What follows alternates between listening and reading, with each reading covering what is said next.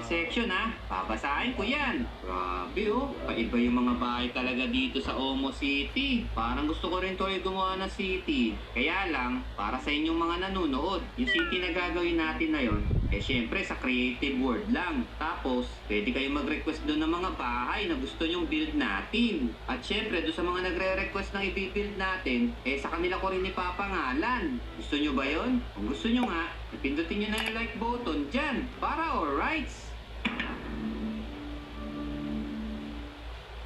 Alright, andito na tayo ngayon sa creative world. So kung mapapansin nyo dito, meron tayo dito mga platform. So 6 na piraso yan.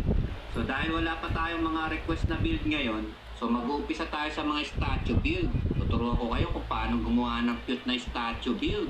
So gumawa lang kayo ng 7x7 na platform. So gamit tong mga blocks na to, mahuhulaan nyo ba kung ano yung gagawin natin? Sige nga, mag-comment nga kayo dyan sa comment section. Okay, so ang una nating gagawin, manok. So maglagay muna tayo dito ng paa. Yan, ito yung pinakapaa ng manok natin. So next naman, maglalagay tayo ng katawan niya. So 3x3 lang yung gagawin nyo. Yan, tapos gawin yung 2 blocks. Teka, mukhang bansot naman masyado tong manok natin. So siguro taasan nyo pa na isa pang block. Tapos dito naman natin gagawin yung pakpak niya. So yung sukat ng pakpak niya guys, 2x3 lang ha. So ganito din sa kabila, syempre. Para pantay. Ayos, may pakpak na yung manok natin. So ngayon naman, ilalagyan natin siya ng ulo. So 2x3 din to guys. Tapos, yung taas niya, 2 blocks. Yan. So ganito yung magiging itsura ng manok natin. So lagyan na natin siya ng mata.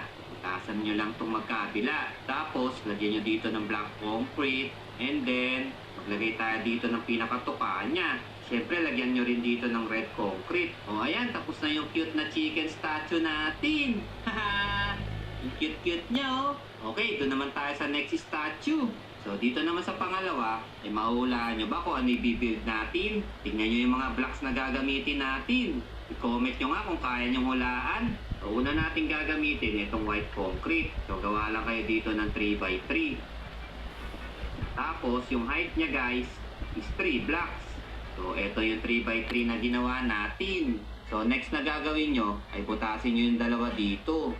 Tapos, gagawa tayo ng paa dito sa gilid. Gamit tong snow. Siguro mga 8 patong na snow. 1, 2, 3, 4, 5, 6, 7, 8. Tapos, dito naman sa kabila, mga 5 lang siguro. 1, 2, 3, 4, 5. So, ganito din sa kabila.